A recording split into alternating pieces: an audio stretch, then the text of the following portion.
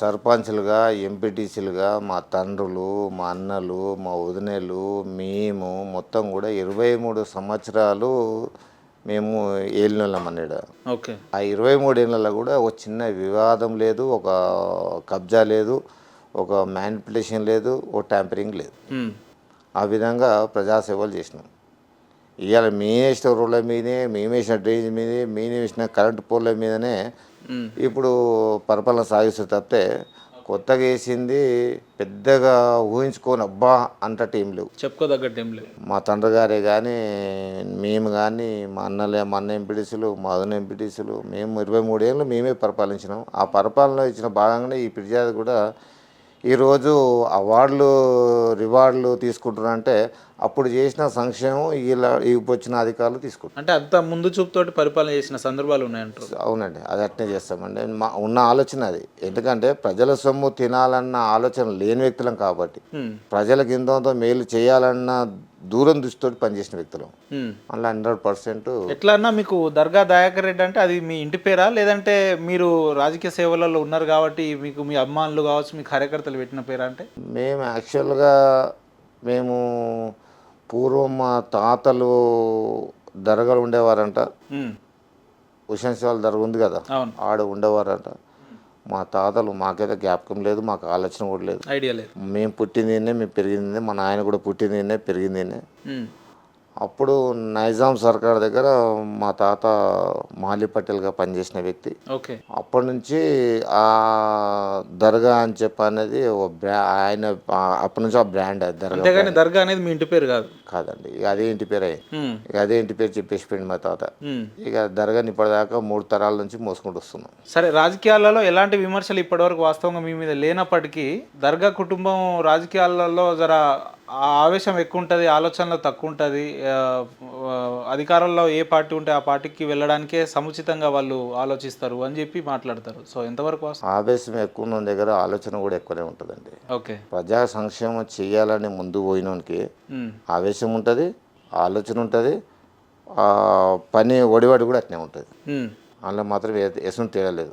సరే, ఏ పార్టీ వస్తే ఆ పార్టీకి అధికారులను పోతున్నానని చెప్పంటే దయచేసి మీరు ఇంకోటి తెలుసుకోవాల్సిన విషయం ఉంది. నేను ఒక రైతు బిడ్డని. నాకు తెలుగు వచ్చినాక 1 ఇయర్ నేను మన జనతా పార్టీలో పనిచేసిన వ్యక్తిని. బీజేపీ కాదండి, సారీ, జనతా పార్టీలో నాగల్వేట రైతు గుర్తు, మా రైతు గుర్తు సింబుల్ తోటి 1 ఇయర్ పనిచేసిన వ్యక్తిని. జయపాల్ రెడ్డి గారితో, అప్పుడు మురారి దేశాయ్, చరణ్ సింగ్, జైల్ సింగ్ వాళ్ళ అప్పుడు చేసిన ఆ టర్మ్లో కూడా ఒక 1 ఇయర్ చేసిన తర్వాత నేను ఎన్టీఆర్ అభిమాని అండి. ఓకే. సీనియర్ ఎన్టీఆర్. నేను ఎన్టీఆర్ అభిమాని అండి. ఎన్టీఆర్ అభిమానంతో నేను ఆ పార్టీలో పోవడం జరిగింది, టీడీపీలో పోవడం జరిగింది.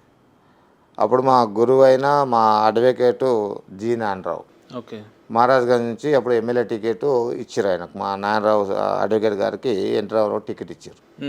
అప్పుడే అదే టర్మ్లో మేము కూడా అంతకుముందు పోయినాం, కానీ ఆ టర్మ్లో మా గురువు టికెట్ ఇవ్వడమే మాకు సంతోషం. ఆయన మహారాజ్ గారిని గెలిచి స్పీకర్గా అక్కడ ఎన్టీ రామారావు దగ్గర, ఇక్కడ నారాయణరావు దగ్గర ఈయనకు హోమ్ మినిస్టర్ కావాలని, ఆయన స్పీకర్ కావాలని చెప్పని ఇద్దరి మధ్యన వార్దిగా నేను, మా నాన్న దర్గనారాయణ రెడ్డి ఆ ఇద్దరం కలిసి పోయి అక్కడ సీఎం తోటి మాట్లాడి, అక్కడ ఎన్టీ రామారావు తోటి ఇక్కడ కోఆర్డినేషన్ కుదిరించి ఆయనకు ఆనాడు నాకు హోమ్ మినిస్టర్ కావాలనేమో జీనారావు, స్పీకర్ ఇస్తానేమో ఆయన.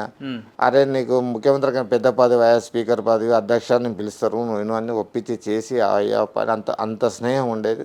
ఆయన 5 ఏళ్ళు కూడా 5 ఏళ్ళు స్పీకర్ ఉన్నప్పుడు కూడా ఆయనకు నేను సేవగా పని.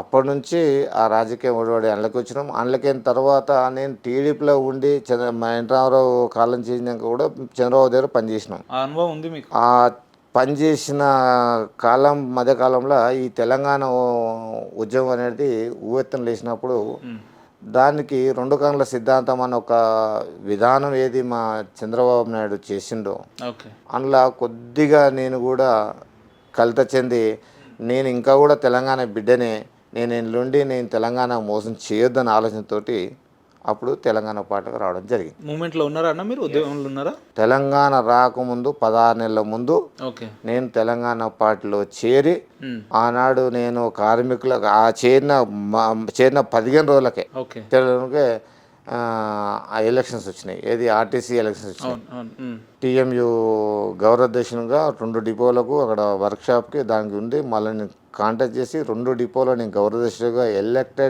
ఎన్నికల్లో ఎలక్టెడ్ అయ్యి ఉద్యోగం నడిపి ఇదే వరంగల్ హైవేని ఈ వరంగల్ హైవే చరిత్రలో 6 గంటలు నిర్బంధించి బంద్ చేసి వంట వార్పు చేసి తెలంగాణ ఉద్యమానికి నాంది పలికిన 6 గంటలు 6 గంటలు బంద్ చేయించిన.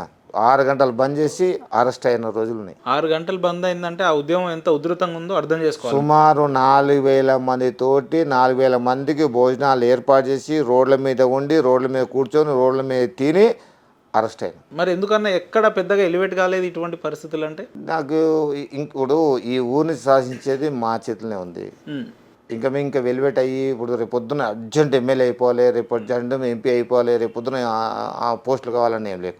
అందులో మా పార్టీ కూడా 14 నెలలు నాకు గంధాల చైర్మన్ మేడ్చల్ మల్కాజ్గిరి జిల్లాకి ఇచ్చింది. చరిత్రలో ఎవరు చెయ్యండి. మద్రాసు నుంచి ఆంధ్రప్రదేశ్ ఏర్పడ్డాక, ఆంధ్రప్రదేశ్ నుంచి తెలంగాణ ఏర్పడ్డాక కూడా ఎవరు కూడా మా జిల్లాకి రంగారెడ్డి జిల్లాకి కానీ మా రంగారెడ్డి జిల్లాకి విభజించిన మేడ్చల్ జిల్లా కానీ మా గ్రంథాలయ వ్యవస్థని మొత్తం నిర్వీర్యం పరిచారు. ఓకే. మరి పైసలు ఇవ్వని కాదు, కోట్ల రూపాయలున్నాయి.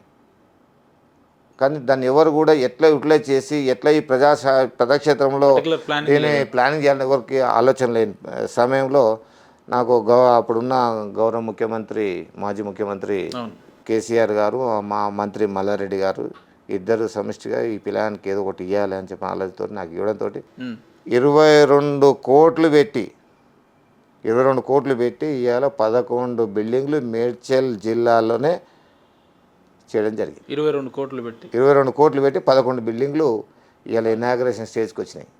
నేను స్టోన్ వేస్తే ఇవాళ ఇనాగ్రేషన్ స్టోన్కి వచ్చినాయి. అది మీ ఆలోచన. ఎందుకంటే ఆనాడు మేమెట్లా ఇప్పుడు ఈ జిల్లా గ్రంథాలని ఎట్లా నేను అభివృద్ధి చేసినామో, ఆనాడు మా తండ్రులే కానీ మేమే కానీ మా అన్నలే కానీ మా వదనలే కానీ మేమే కానీ మొత్తం అందరం కూడా ఈ గ్రామాన్ని కూడా అదేవిధంగా ముందు ఆలోచనతో చేసిన. అంటే రాజకీయాల్లో రావాలనేది మీ నేపథ్యం నుంచి వచ్చిందే తప్ప మీ వ్యక్తిగత ఆలోచన ఏం కాదన్నట్టు. నేను ఇప్పుడు చెప్తున్నా మిత్రమా, నాకు పదవులు ఇస్తే పోషిస్తా, కానీ చెయ్యి దాచి నాకు 10 కావాలని అడగలేదా మీరు ఎప్పుడు? అడగలేదండి. అంటే మీరు పూర్తి స్వేచ్ఛతోటే ఉన్నారు కదా ఈ మాట?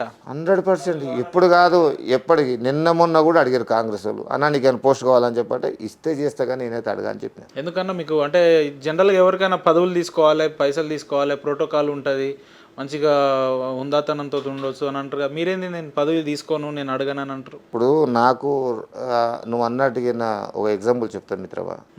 నాకు 10,000 కావాలి, నాకు ప్రోటోకాల్ కావాలి, నాకు గన్మెన్లు కావాలి, నాకు సెక్యూరిటీ కావాలి, నాకు పోలీసులు కావాలి అని చెప్పి అన్న ఆలోచన నాకు ఎప్పుడు కూడా లేదండి. నా మటుకు నేనే గన్మెన్, నా మటుకు నేనే లీడరే, నా మటుకు నా అనుచరులు నాకు అభిలాషులు. నేను స్కామ్ చేస్తాను గాను, కబ్జా పెడుతాను గాను, రియల్ ఎస్టేట్ వ్యాపారిని గాను, లేకపోతే దోపిడీ చేస్తాను గాను, లేకపోతే కబ్జా చేస్తాను కాను. నాకు ఎందుకండి భయం? నాకు దేనికి? నేను దేనికి అడగాలి? నాకు అర్థం కాదు దేనికి అడగాలి. స్కామ్లు చేయరా మీరు? ఒక్కడికి ప్రూవ్ చేస్తే నువ్వు ఏదంటే చాలా. స్కామ్లు చేయరా? పిటి కేసు లేదు ఇప్పటివరకు మీ మీద. ఇంతవరకు పిటి కేసు లేదు. నాకు 55 ఏళ్ళు. ఆ పిటి కేసు పెట్టడానికి పోవాలంటే కనీసం కంప్లైంట్ వెళ్ళాలి కదా, అక్కడ దాకా వెళ్ళనియరేమో మీరు. దీన్ని నా పోలీస్ స్టేషన్ నా సుట్టమా, పోలీసులు నా సుట్టమా, నా పోలీసులు నా సుట్టమా? ఎందుకు చేయొద్దు? తప్పు చేసినప్పుడు ఖచ్చితంగా చేయాల్సిందే. నేను కూడా తప్పులు జరిగిన దగ్గర, అన్యాయాలు జరిగిన దగ్గర కుల మత భేద ప్రాంత ఏ చూడకుండా పోయి నేను అలా సపోర్ట్ చేసినప్పుడు ఎదుటి కోపం రావాలి కదా నా మీద.